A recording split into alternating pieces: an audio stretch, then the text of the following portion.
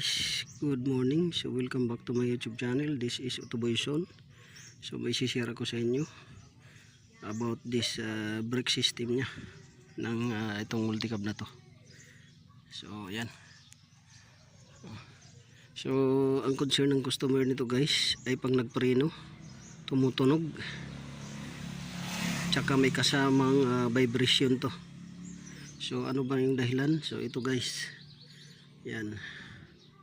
So napudpud na siya, metal to metal na siya, yan, metal to metal. So hindi ito napansin ng customer dahil sa sobrang busy, may mga importanteng bagay na nilalakad at minsan pumapasok sa trabaho, minsan naman may mga biyahe. So ito napansin niya na nagbabibrate na at saka lumalangit-ngit. So metal to metal na yan, ayan, metal to metal. Dito makapal pa dahil bingkong na yung rotor.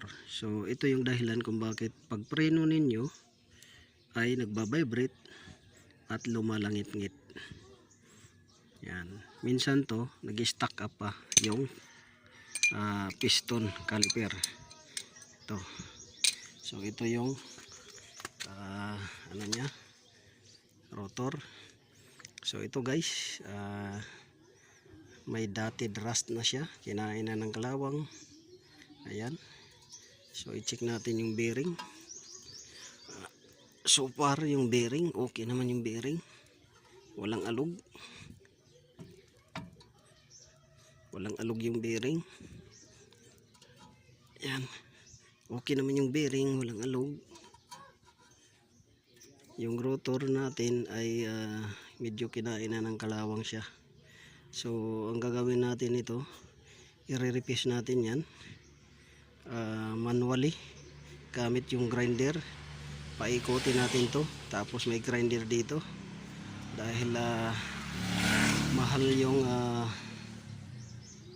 pag-repace nito dito sa probinsya. So apply na natin yung pinagbabawal na technique, pero proven naman yun guys, kahit sa abroad pa tayo ginagamit natin yun. So paikutin natin to at may grinder tayong dapat nakasalang din dito para pantay.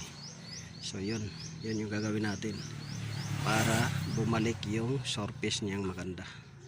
Tapos ito ay adjust natin pabalik dahil lumuwa na siya, nag-stack up.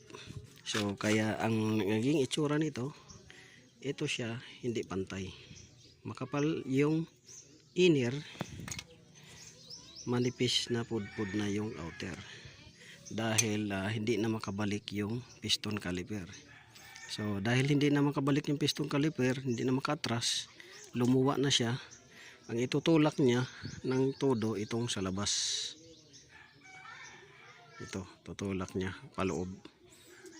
Ito ka-steady lang kasi ito sa loob, ito yung gumagalaw na umaatras.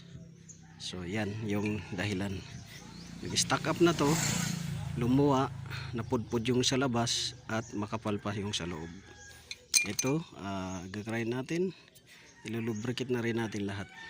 So yun lang guys, sana nakatulong to sa inyo kung bakit maingay yung prenin ninyo. Isang dahilan dahil kalawangin na yung rotor disc nyo. Yan.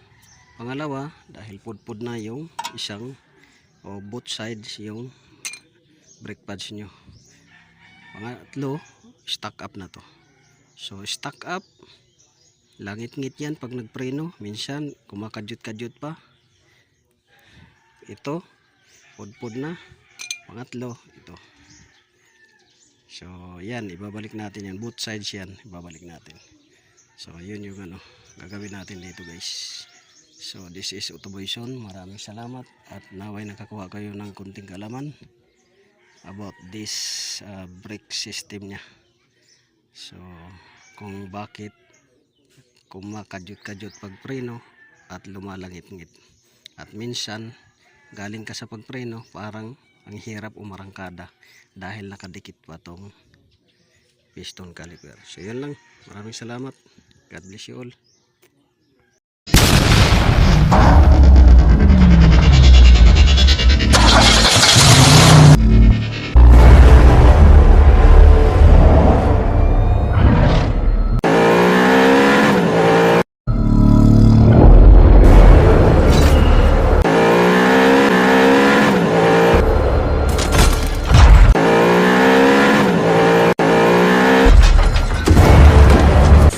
Make